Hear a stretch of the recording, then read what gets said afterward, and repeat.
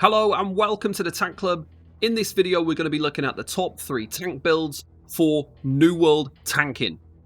Firstly, let's just quickly look at the attributes. You're going to want to put 300 points into Constitution to unlock Grit, and then put the rest of your points into Strength to increase your damage, which also helps you generate more threat.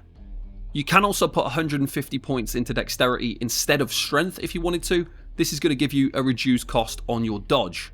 The more experienced and better you are at tanking, the more points you can take out of Constitution and put into Dexterity and Strength. So the first build we're going to look at is Sword and Shield with Warhammer. When using the Sword and Shield, these are the abilities you're going to want to use. You want to take Reverse Stab, Shield Rush, and Defender's Resolve. You use Reverse Stab to reduce all your cooldowns via the Tactician passive. We use Shield Rush to give us a really strong buff that can basically make us unkillable when we combine it with a shield that has the Fortifying Shield Rush passive. We then use Defender's Resolve to buff our resistances to taunt enemies and to give us that strength as a tank. We also have the Leadership buff here, which is going to buff our group's damage, and these are all the perks that you're going to want to take. For the Warhammer, this is what you want it to look like. You really want to take Armor Breaker, Wrecking Ball, and Shockwave.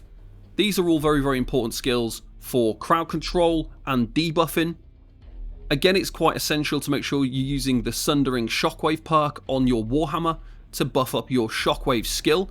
This will then make it cause Weaken and Rend as an AoE. Armor Breaker will debuff enemies and give you Rend when you take the correct passives. Wrecking Ball is just a way to crowd control enemies and keep them in place. If you have somebody in your group using a spear, then you wouldn't need to use Armor Breaker, so you could use Mighty Gavel instead. The way you utilize a build like this is you need to initiate combat with a Shield Rush. This will give you a base level of threat on all nearby enemies and provide you with some huge defensive benefits, as you must be using the Fortifying Shield Rush perk on your shield. This is going to give you a huge amount of Fortify. If you also use Fortified on your amulet, it's going to increase the duration. Once you've done that and you're inside an ad pull, you want to activate Defender's Resolve to buff you up and to cause an AoE taunt. You then hit your Reverse Stab to proc the Tactician passive and reduce all of your sword cooldowns. If you want to look for a couple of items, some really good named items here: Deep Root, Grove Warden, Guardian's Resolve, Infernus, and Timekeeper's Hand are all obtainable named swords. For your shield, it's good to use a Tower Shield when playing defensively. A couple of good named Tower Shields that you can pick up: Titan Wall, Hourglass, Girdle of the Geb, and Portent. When it comes to the Warhammer, you utilise this best by once you get into the ad pull, you use Shockwave, and this must be used with a Warhammer that has the Sundering Shockwave perk. This will combine as an AoE taunt, stagger, stun, weaken and rend, all into one fantastic skill.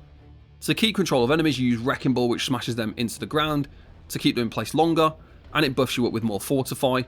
The rend from Sundering Shockwave is likely to run out, so you want to hit enemies with Armor Breaker to apply another rend debuff source. You want a light attack between every skill to proc the acceleration passive, and that's how you maximise the efficiency of your Warhammer.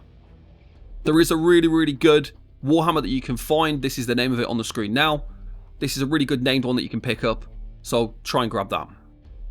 This build works so well because it combines both strength to your character, it gives buffs to your group, it crowd controls enemies, and it's a very, very strong option. But this leads us on to build number 2. And build number 2 is the Greatsword and the Spear. So Greatsword is an alternative main hand weapon that you would use in place of a sword and shield to deliver more DPS. It does require more effort and is better used by an experienced tank. By using a Greatsword, you'll get access to additional sources of rend and weaken, which are debuffs you can't get with a sword and shield. The downside is it's hard to manage your stamina and you will take increased damage. When using a Greatsword, you want to be using Relentless Rush, Calamity Counter, and Roaring Rupture. And then for the Spear, you've got Cyclone, Perforate, and Skewer. It is very important with your Spear to use an Enfeebling Skewer perk on your weapon, and this is going to give you additional benefits. Spear is a really good weapon for a tank. They are not useful if you've got one other person in your group who's using one. One thing you can do is you can combine these in multiple different ways. So you could use a sword and a shield with a Warhammer during trash pulls, and then you switch it to a spear for boss fights. And in the same way, you could also do the same with the greatsword. You could use the greatsword with a warhammer and then switch it to a spear for boss fights. So there is different ways to play this. When using a greatsword, you want to use Relentless Rush to get yourself into position and move quickly into fights. And then for output and DPS, use Calamity Counter for the AoE taunt. And then you apply Weaken to enemies with your Roaring Rupture. You inflict Rend on the enemy by maintaining your Faultless Defender passive. And if you're looking for some good named greatswords that you can pick up, Afterthought, Berserker's Sword, Blade of the 19th, Soul Step, and Stonehewer are all good ones that you could go and find. With the Spear, it's a really good weapon that can provide a lot of different benefits. The way you maximise the Spear, you want to use Cyclone on cooldown for the AoE slow, taunt, stamina regen, and if you have a piece of gear with the Leeching Cyclone perk, you also get some really nice self-healing. You hit the enemy with Perforate and Skewer for some great DPS and to apply huge Rend, Weaken and Bleed to the enemies. A really good named spear is the tip of the Morning Star, and you really want to have that Enfeebling Skewer perk because it will buff up your spear, and it means you'll be able to apply huge Rend and Weaken to enemies.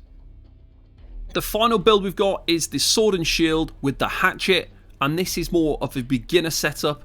It's extremely strong for beginner players. We still use the same skills, but we switch some of the perks around. So we go for a more defensive setup because this is for beginners.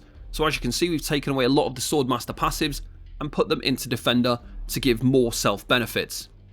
When we switch over to the Hatchet, we're using Berserk, Raging Torrent, and Infected Throw. One of the best passives we've got here is Defy Death, which means if you make a mistake and you take lethal damage, you avoid death, which makes this such a fantastic weapon for outputting damage, some debuffs, but then surviving as well. It gives you that chance to come back from making mistakes and not cause your entire group to wipe. The way you use the Hatchet is you want to use Infected Throw. This will debuff the enemy and you want to maintain this as much as possible. You use Berserk for an AoE taunt and the number of benefits it gives you, especially life stealing, prevent you from being interrupted and staggered. And then you want to use Raging Torrent. It's absolutely essential to have the Refreshing Torrent perk on your Hatchet. This is going to reduce the cooldowns of your Hatchet abilities by a drastic amount. So very important that you have a weapon with that perk on it. Those are my top 3 builds for New World Tanking. Obviously it's possible to use a range of other weapons, Great Axe, Rapier. There's different ways to combine the weapons, but those are my 3 favourites. And depending on the situation, whether you're on a trash pull, whether you're on a boss fight, whether you're more experienced or whether you're a beginner, there's something there that's going to help you become a very good tank in New World. I hope you enjoyed this video. If you want more information on New World Tanking, make sure you check out thetankclub.com. We've got lots of information and builds. If you need any help, come and join us over on the Tank Club Discord. Thank you very much for watching, and I'll see you next time. Bye bye for now.